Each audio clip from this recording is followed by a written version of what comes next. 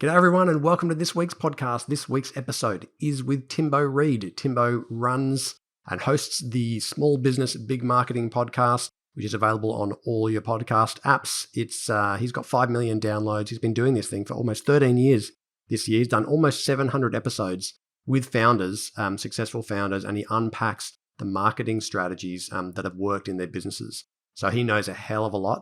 And today he's going to unpack some of those, some of his favorite marketing tools, tips, techniques for you and for your benefit. So please make sure you listen all the way to the end. You're going to find gold all the way through it, and hope you really enjoy today's episode.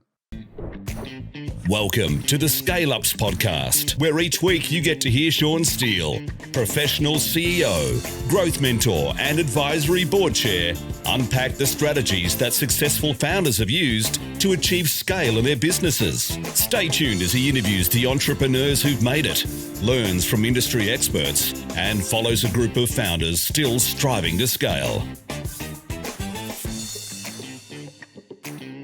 G'day everyone and welcome to the Scale Ups podcast, where we help first-time founders learn the secrets of scaling so they can fundamentally fulfill the potential of their businesses, can't speak today, make bigger decisions with greater confidence and maximize the value and impact that they can create in the world. And I am very excited. I'm your host, Steele, and today we have Timbo Reid of the Small Business Big Marketing podcast. How are you today, Tim? Sean, all the better for being on the Scale Up podcast. Thank you. Mate, I'm very pleased to hear that. Now, I am actually an avid listener of your show. You're the one. I'm the one, and I'm pretty ruthless, I have to say, when it comes to my podcast groups. I cull quite regularly, and yours is made at least through 6 culls so far. So you're doing well. Oh, that's interesting, because I did a cull yesterday, and what was the criteria for your culling? Mine was simply, have I listened to an episode in the last 6 months? For me, it's actually, have I learned anything and done anything with it? Yeah, if I haven't done anything with it, with the learnings, then I just delete and find something else, because there's obviously something that's making me not do it. Maybe it's laziness, not sure. But I think one of the reasons we first connected is we actually have a relatively similar audience. Our audience is typically sort of founders in the 2 mil to 20 mil range. So I know you probably got some that are still a little bit earlier, but they're often in service industries. They want to grow their business.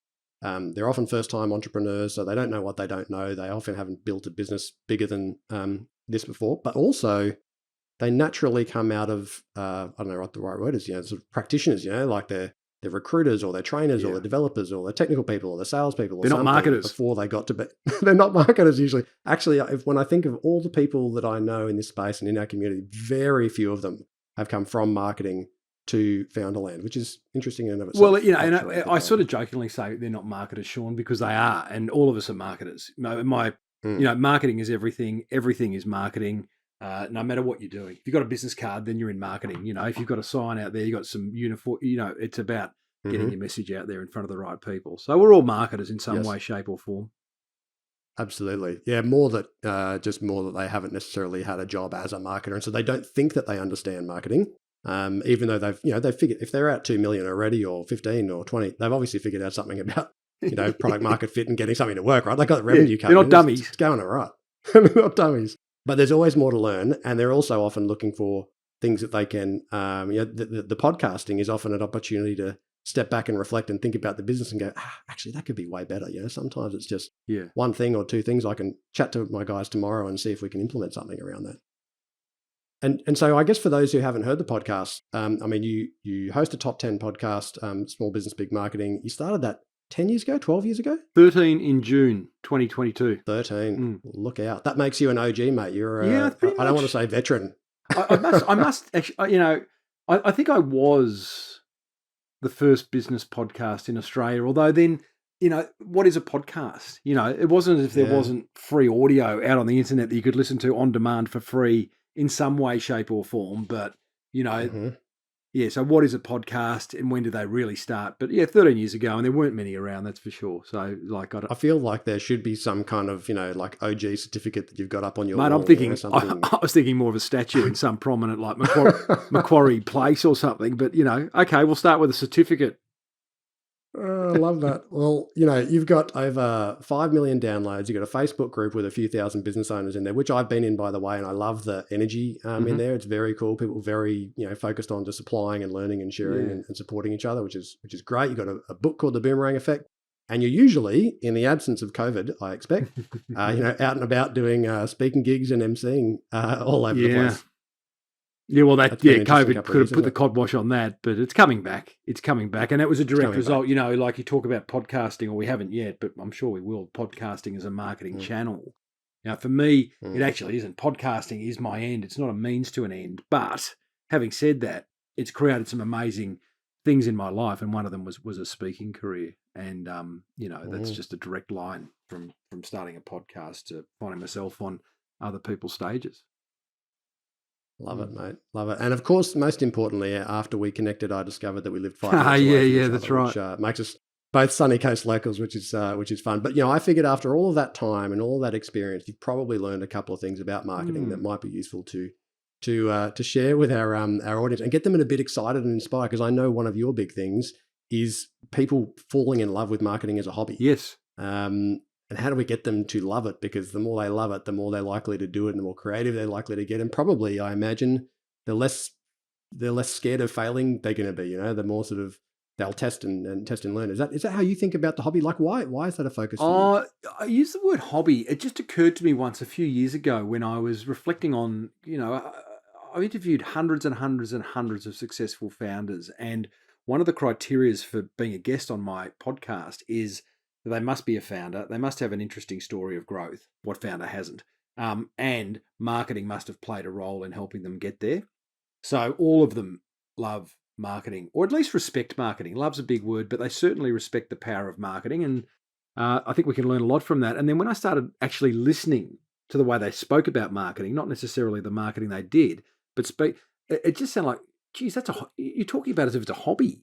And when something's a hobby, you find time for it.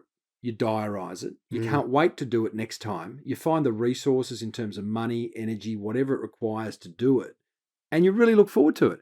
And my view on marketing and my view on business is that, it's serious and sometimes it's depressing, but marketing as an important aspect of business, as an important lever of business, is actually one of the least depressing things you can do.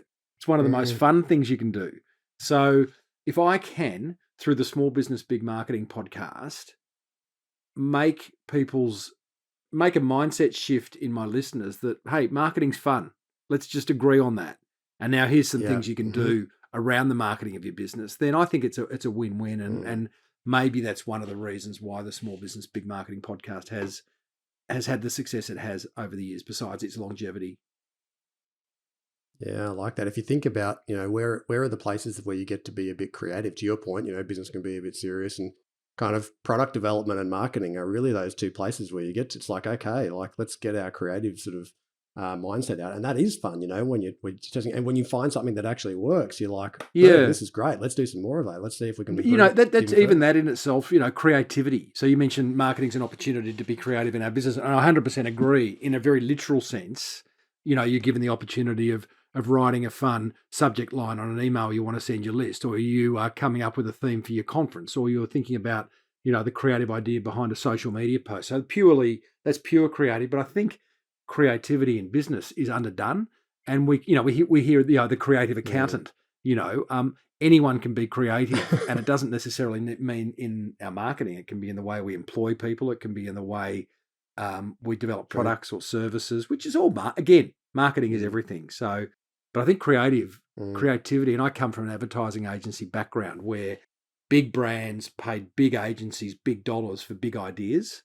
And the big part of that is the ideas part. And as business owners, most of us can't afford that luxury of having someone else come up with the campaign. So we're left to have to write it or produce it. And to that end, don't be afraid to be creative, because most people listening to this go, I'm not creative. That's the jeans and t-shirt brigade over there.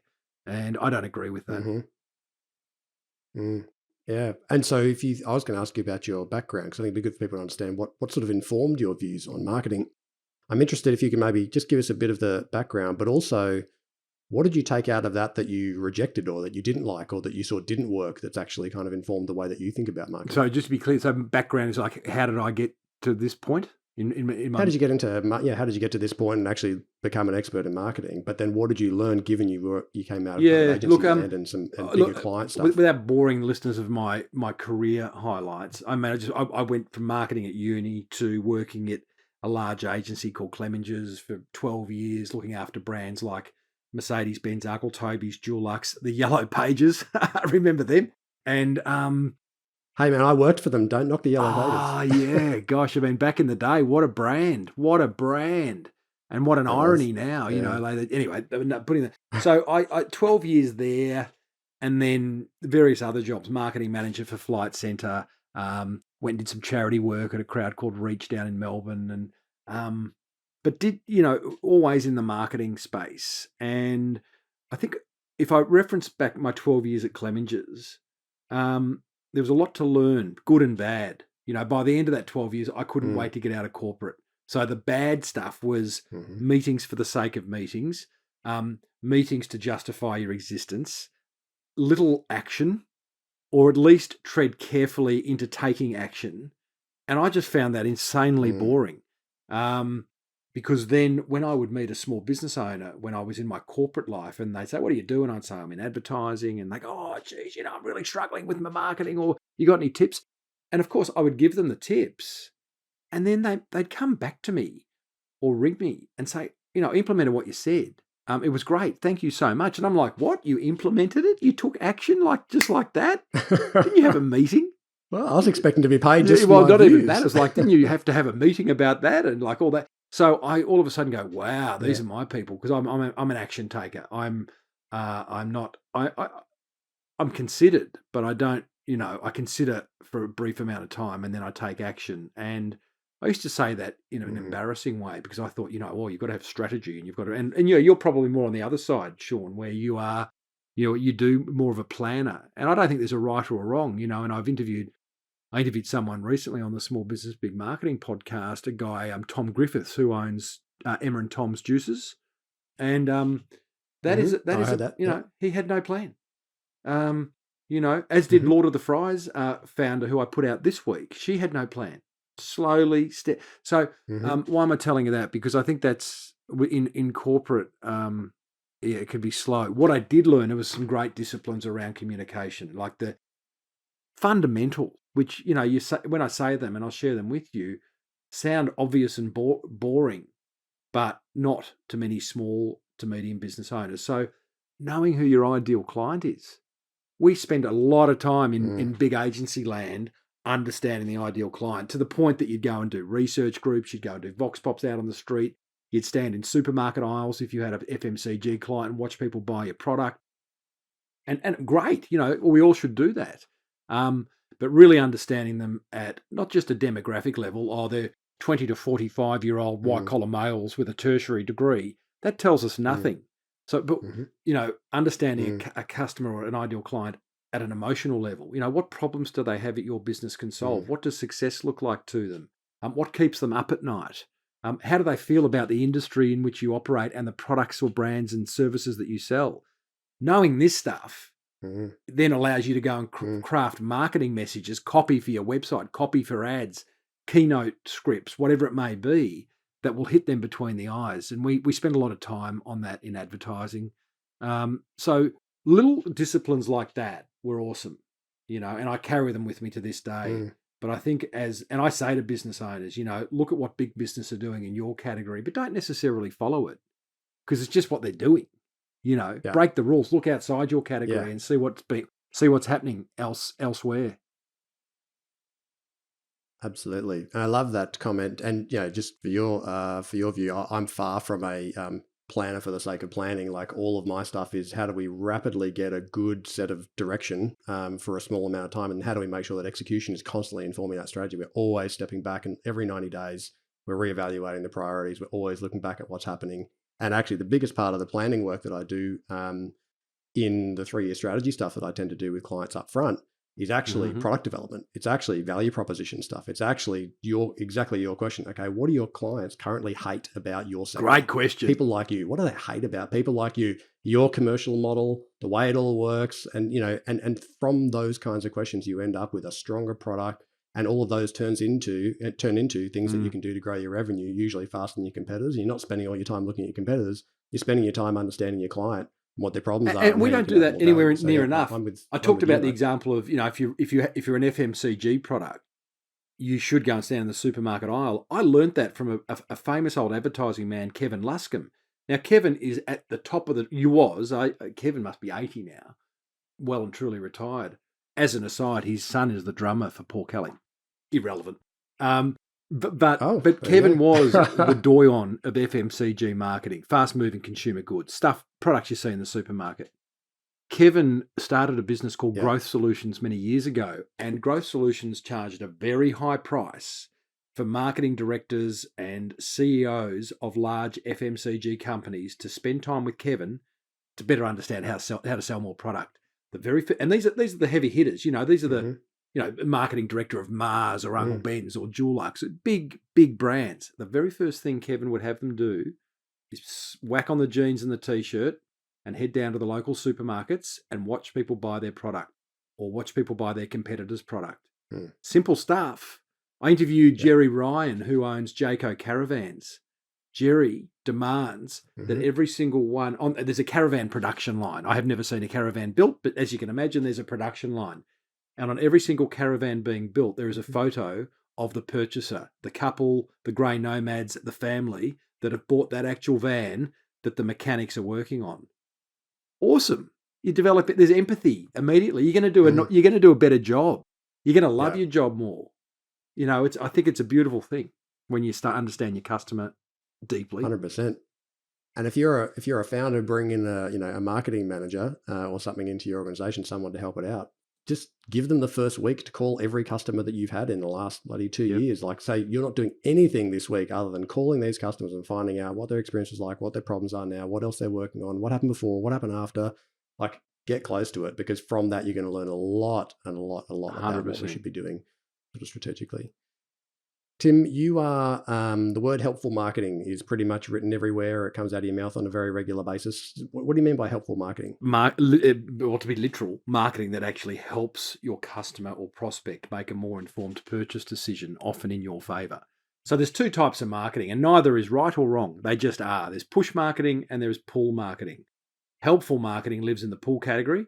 Push, and I'll explain that more in a minute, but push marketing is advertising, direct marketing, letterbox drops, sponsorships.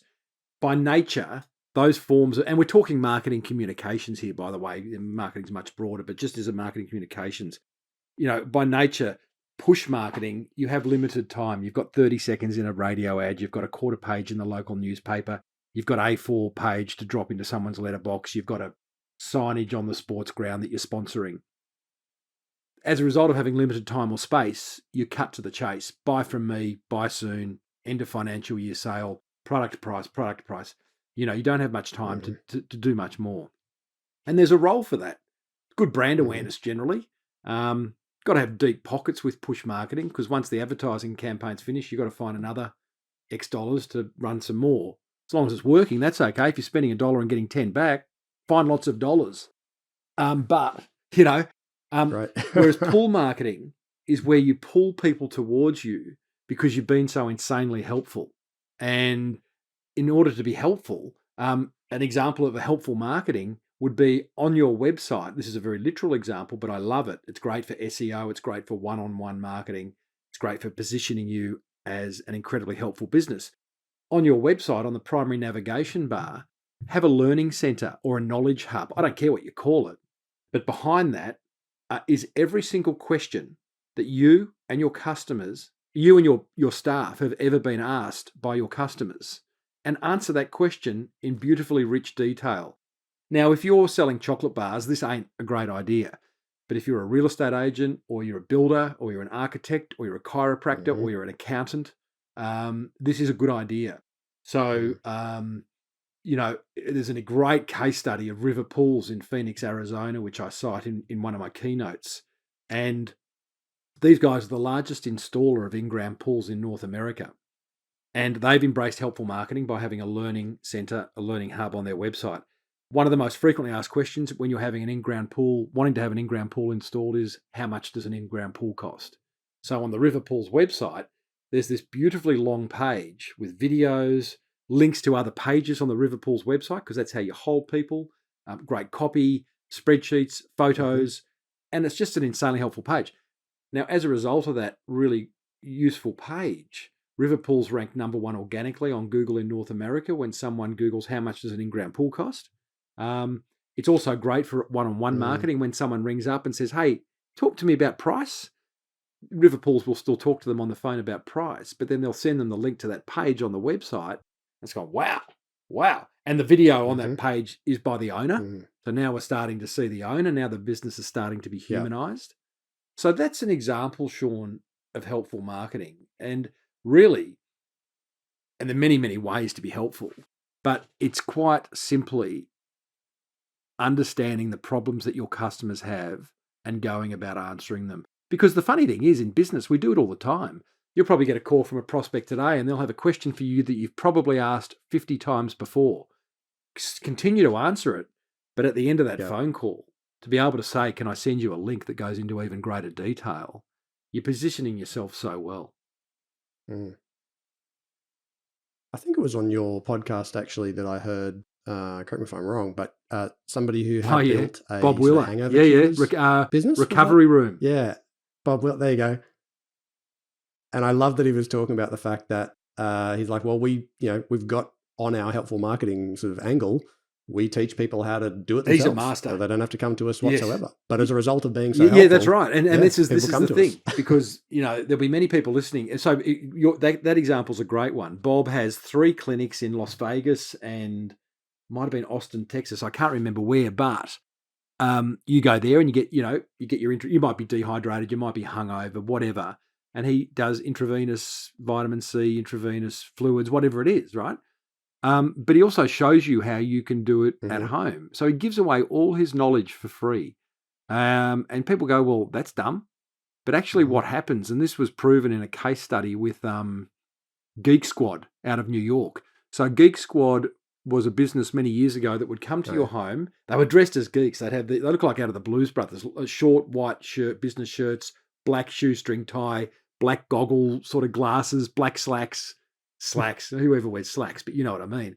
And these guys and girls would come to your home and install your surround sound or update your software on your computer or fix your technology. And their best marketing, what they would do was on their website, you could go to their website and they'd tell you how to install your surround sound. They'd tell you how to update your Windows or whatever it may be.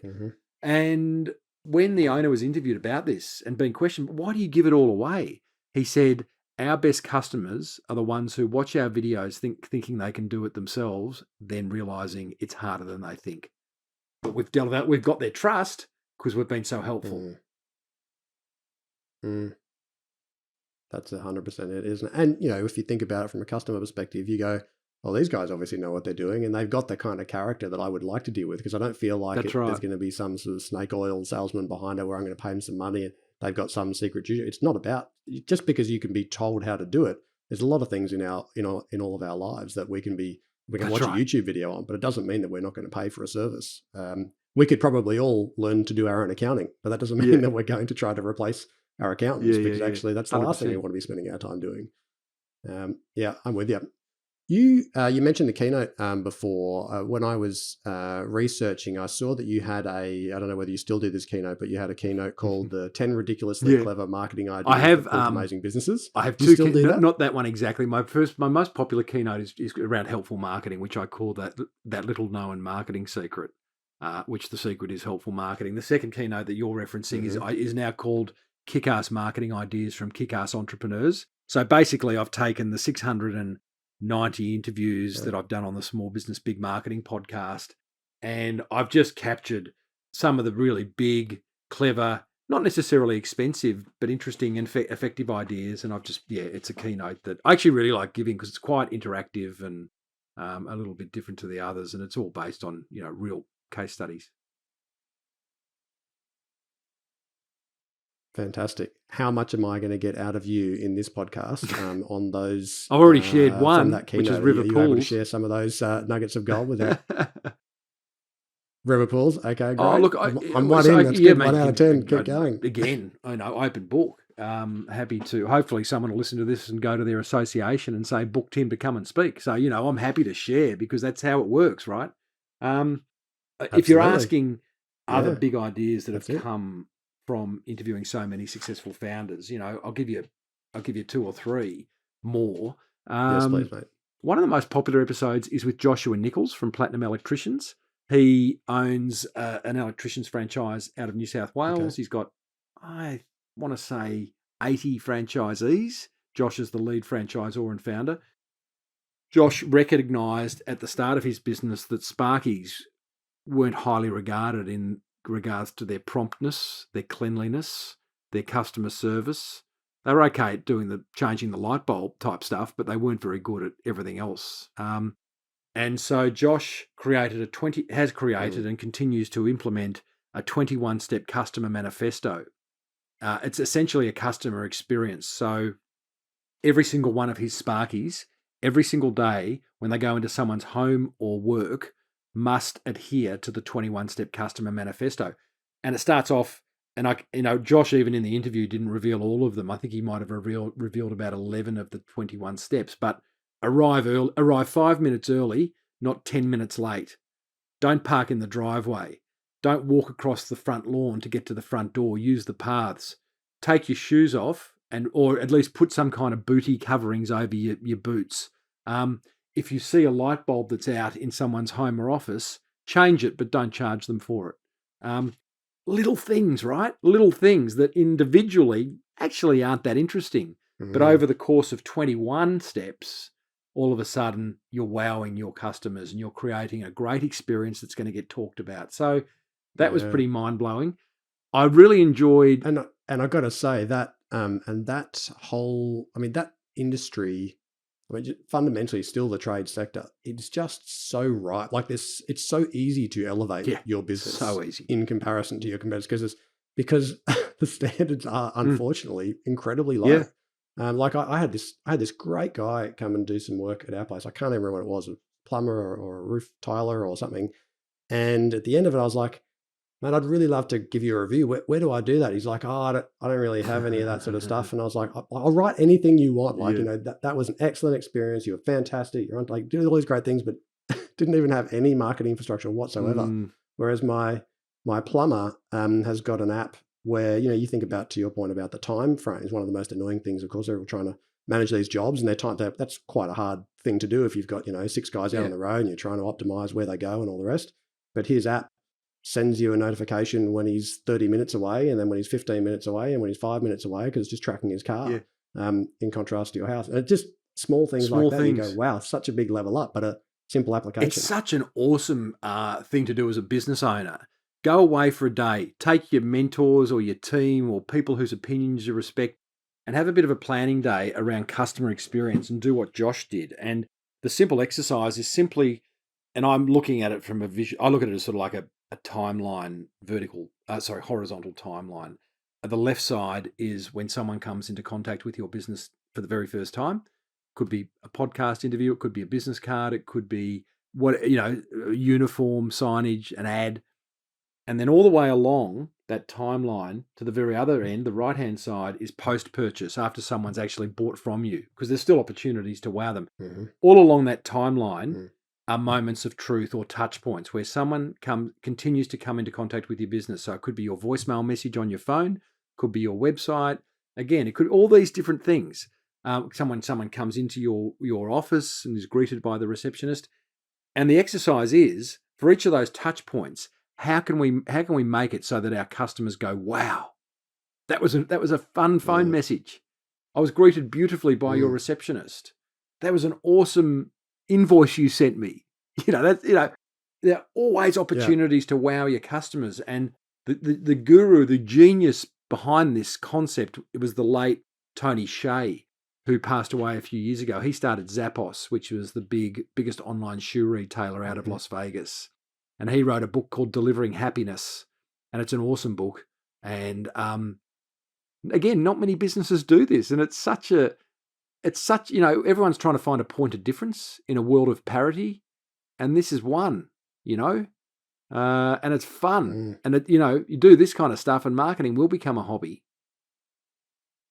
I think there's also some ancillary benefits that people don't think about when they're, because it's very customer focused, doing the sort of customer journey work and going, okay, how do we make all these touch points? Where are the places to make it as a 6-star experience?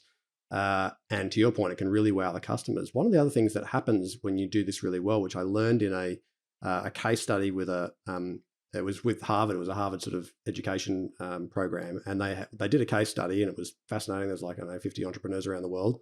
But then the guy who ran this jewelry business, who the case study was about, then they sort of posed some questions in the case study, and so everyone's got their views on what happened in this case study.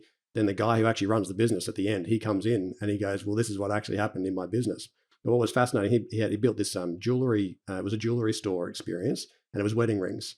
But they just went so far and beyond. So they do this incredible, depth of interview with both partners to be able to create the right ring. And then they would essentially take all these elements from their past, important moments, places they've been, and they would actually craft this whole illustrated sketch, like a storybook and so on. And then they would integrate some of those elements into the ring. And then when they did the reveal, it was like this huge ordeal, this whole reveal. Like it was massively built up, and music and perfect. And you could argue that he's got a head start because he's dealing in a deeply emotional area of wedding and engagement rings and that type of stuff. But you mentioned jewelers.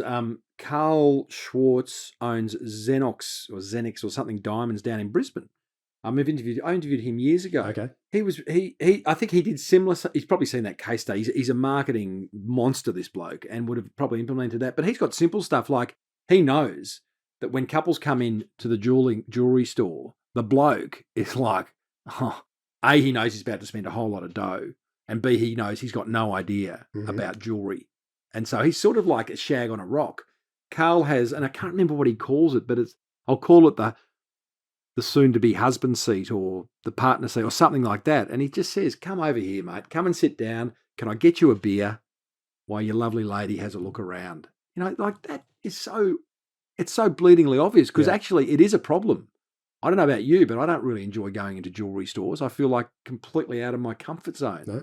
But I'm made to feel comfortable. So totally. But the thing that's interesting about those approaches is one of the comments in this experience that I really walked away with was in services-based businesses where so much of it to your the 21-point manifesto. It's it's that individual rocking up and actually following those steps that makes a difference. He said, in the absence of actually building this as a process and designing these wow factors in there, you're having to expect to get sort of 5 stars all the time or better.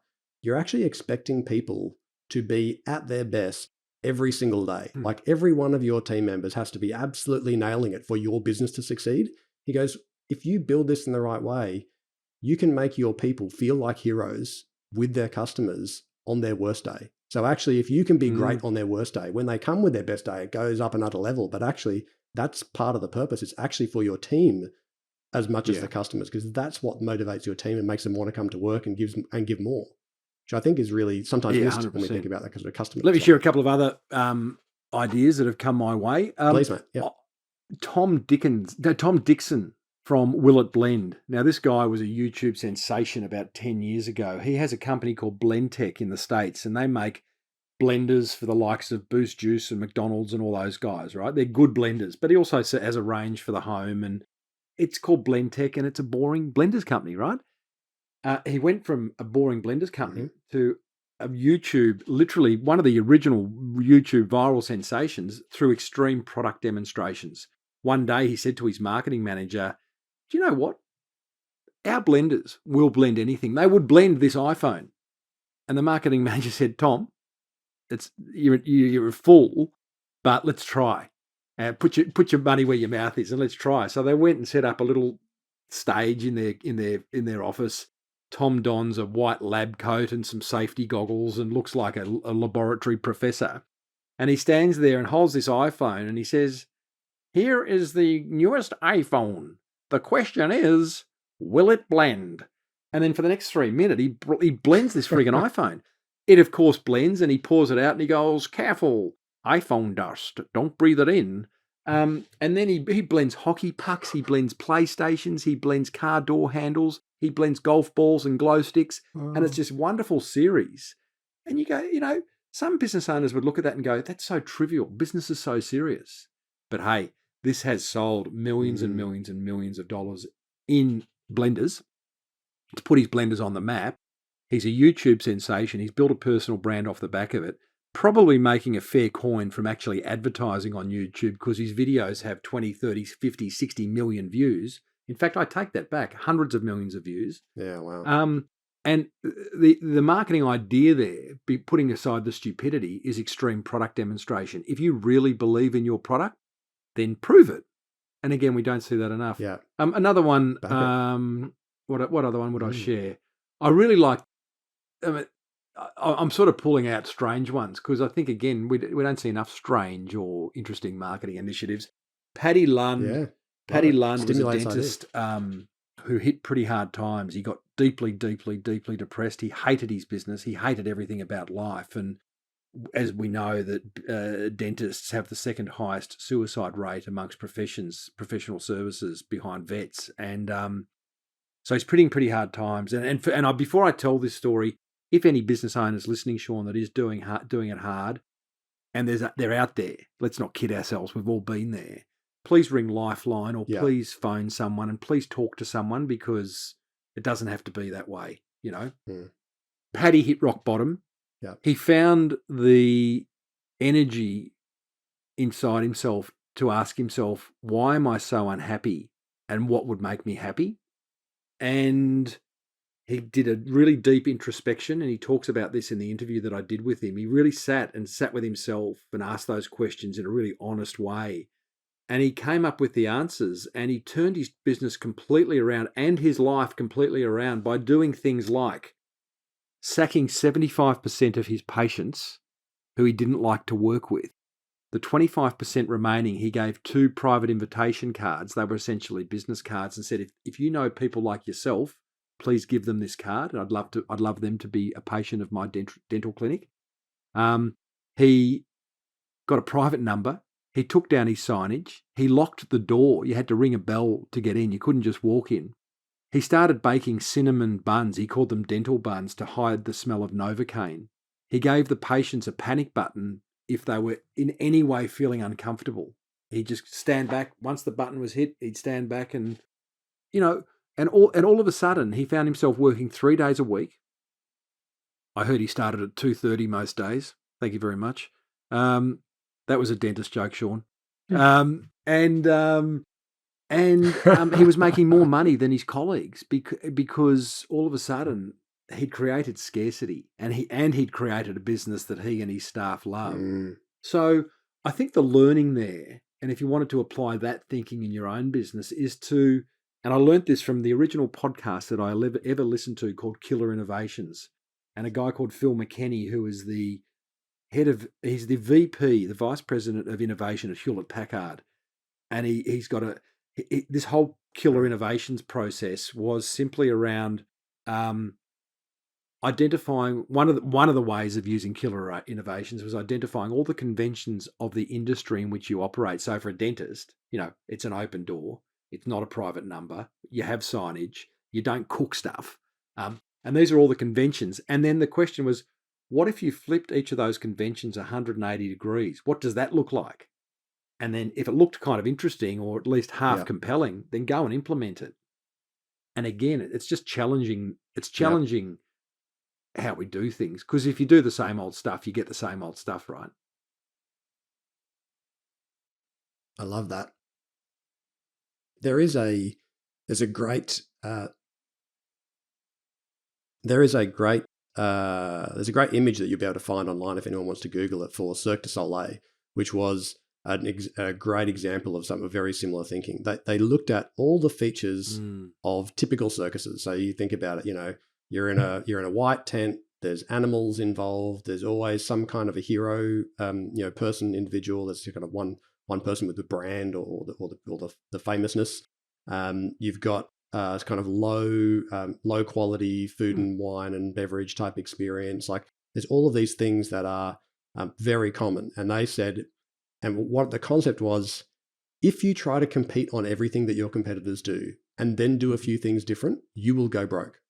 And you will have very limited differentiation because you can't do everything that everybody else is doing and only have a little bit left to just outperform, marginally on one or two things. It's not different enough. So where do you actually choose consciously not to compete whatsoever? They were like, okay, bugger the white tent. We're going we're going to the Opera House forecourt, we're going to there's going to be no animals whatsoever, and there's going to be no heroes. Everyone's going to get paid the same. Everyone's going to work the same. Like, we're going to go, the things that were missing, they looked at the opera and they're like, there's this whole crowd of people that don't come to the circus, but love to go to the opera or love to go to a U2 concert or whatever. How do we take that significant investment in lighting and stage and sound and turn it into a performance with dance and the choreography and really double down on those things? And then the average ticket price for the circus is what, $30 or $20 or something. And they was charging 150, 180, 250. Yeah, same philosophy, they could because they chose not to compete. My guest of about 4 weeks ago on the Small Business Big Marketing show was Declan Lee, who owns Gelato Messina. And again, a gelati shop, but he's, it's more, if anyone's ever been to a Gelato Messina, it's more like going to a nightclub than it is an ice cream shop. And he's just basically done exactly the same as Cirque du Soleil or any of these other businesses, that just challenging the way things get done, because we just fall into the same old trap of, what everyone else is doing, and it's boring and it's not effective. So anyway, there's some examples, Sean, of, I could keep going, mate, but, I think you said this interview's only 5 hours long, so. We're almost there. Well, what about the stuff that people get wrong? I mean, you and I both see founders who are trying to build their businesses, and you're taking it, very much from a marketing perspective. I'm looking a little bit broader from that. You typically from the way they're building their business and the strategy and the foundations and all that stuff. What are the things that you see that most trip people up when they're trying to do this stuff, or most seem to kind of keep their business stagnant and spinning the wheels? What's going wrong? Where do you start with that? I don't think there's enough respect for the power of marketing. I think there's a lot of frustration around marketing. So they try something that didn't work. So they go, well, I'm not going to do that again.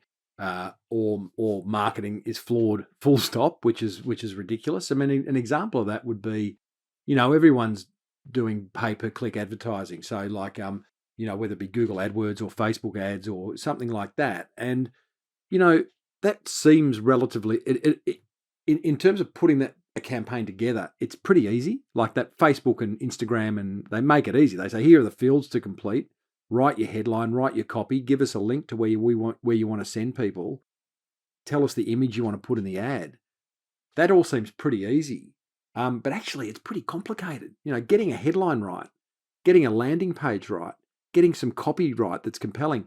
And so therefore, if people do try Google AdWords or Facebook ads and don't realize the importance of copywriting, the ad campaign's going to fail, and they're going to go, well, Facebook advertising sucks, and so does marketing. And it's not true. It's not true, Doesn't work. Yeah. So I see not enough respect paid to the power of marketing. I don't see it being diarised like, you trip to the accountant or the solicitor or the real estate agent, to manage your property or your location. So that. After that, that's the big one. That's the big one. And that's, I hope that, this discussion and, maybe people will go and have a listen to my podcast and develop that love and respect for marketing, and it'll give them some things that they can go and do. It's a bit off topic, Sean, but another thing I see is business owners not looking after themselves. And I find myself, as I sort of get older, having a greater concern and interest for the well-being of business owners, because, again, why are we in our own business? We could go and work for the man, right? Go and work for the man, earn probably a decent income, and go home each night and not to worry. You're in your business for a reason. Your reason is different to my reason, is different to the next person's reason. But it is our business. It's our baby. We're putting our heart and soul, our own money into it, our reputation. And for that to work, you want to be working in in a well-being sense. Body, mind, spiritually, emotionally. Not easy. But, if you are finding yourself, in the shitter, feeling really average about things, then you need to sort of stop and take some time off and reflect on what's important to you. And I like the idea of, if you're in overwhelm, the 3 Ds: do, delete, or delegate. So write that massive list of what is going on in your business. Don't judge it. Don't try and categorize it. Just write a long list of all the things that you think you need to be doing, and then go through it with 3 different colors. Do is the stuff only you can do that you love doing and you get it right. Delegate is the stuff that you'd like to do, but you know that someone else can do it because there's a process or a system around it, or there's someone better at you to do it. And then delete, you get rid of it, because really, you do that every week, it's not making an impact. You just like doing it. Get rid of it. So not enough business owners look after. 100%. I actually spent a lot of time in that conversation, Tim, because I'm often working with founders who are thinking about, okay, they might be trying to plan some kind of an exit or succession or something in the next 3 to 5 years. And one of my first questions is, how are you spending your time at the moment, and what are you good at and what aren't you good at? Because if you're trying to accelerate your growth rate, which is quite often why people come and work with me, that's all great, but that's not going to happen if you're doing a whole bunch of things that are sucking the life out of you. And so if you're not actually playing to your strengths, and usually our strengths are things that we enjoy and that we love and we're better at and all the things that you just talked about, that's the space we need you playing in. Because if you are in the weeds in areas that you're no good at, you don't enjoy, and take energy away from you, you're actually not going to sustain this period. It may get harder. And what will happen is you'll actually start unconsciously sabotaging the business because you don't want to feel like that anymore. And so it's incredibly and it's hard because we're so busy to do that reflection. and we're all working in the business and not on the business, or we're not working on ourselves. So I get it. I suppose that just in answer to your question, Sean, the other thing is what they're getting wrong is continuing to do marketing that's not producing a result. I encourage business owners to at least carve out 10% to marketing that scares the pants off them, or 20% to marketing that they just haven't tried, but they'd like to get around and allocate a budget to. That's, if it doesn't work, it's not the end of the world. But if it does get a bit of traction or engagement, then hey, maybe start to integrate that into your major marketing. And again, make it a hobby. Play with it. Test stuff. But stop doing the same thing over and over and over because, it just is easy. Yeah. Yeah, I absolutely love that. And I think that's a great place for us to leave our conversation today. Folks, if you've enjoyed that conversation today with Tim, I think, one huge takeaway I take away from that is takeaways that I take away. There you go. It's a double takeaway. Is for this to actually be diarized, and for this to be fun, and for you to turn it into something that you look forward to, because it's in that space that you're actually going to feel like, to your point, it's something that, and I just think about, I'm reflecting back on my last, as jobs as CEO and prior to that, how often I put marketing as a diary item, I often had strategy because that was, I guess, more my job than maybe somebody else's, but actually marketing, which could be talking to my customers, that could be actually thinking about new and creative ways to test and trial things, or getting some information about what's actually working from our team or from our customers and what's not. I think that diarization, turning it into a bit of a system, but not so that it's boring, 100%. Not so that it feels like it's a job that you've got to do. It's actually something that you look forward to. Yeah, I love that. Well, mate, thank you so much for all of the value you shared today. I'm sure people have got a huge amount out of that. Where would you like to direct them to if they want to hear more, get inspired more? Where would you send them? Goes to their favourite podcast app and at least subscribe to the Small Business Big Marketing podcast, because hopefully they'll find value there. And, there's 690 plus episodes sitting there waiting for you to listen to. And if you do need a speaker for an upcoming conference, head over to timreid.com.au, REID, and they can see my speaking services. Thanks, buddy, for having me on, and well done to you for having a podcast and sharing your love of business and helping others. It can only do good for the world. My pleasure, mate. Yeah, we have a great time here. So, folks, if you've enjoyed today, like Tim, please jump onto the Scale Ups podcast. I'll let you jump onto your app. Great if you can leave us a review. Our team absolutely loves that. It's not just me who works on this podcast, and everybody gets a huge kick out of it. Helps to get to the hands of more people. You can, of course, jump on the website if you'd like to be notified of when new episodes drop. You can find us on the socials, but most importantly, just make sure you're subscribing on the app so you get pinged when the new ones come out. And so, just to leave you with one thought, the only thing that can absolutely guarantee that you're not going to scale your business is actually giving up. And whether you're trying new things in marketing and some of them aren't working, you got to stay unshakable in your faith that you're going to get there, and you got to stay flexible in your approach. So hopefully today you've learned some new things that might be able to help you flex that approach a little more. You've been listening to the Scale Ups podcast. Thanks, Sean. Steele, and I look forward to speaking with you next week. Thanks so much, Tim.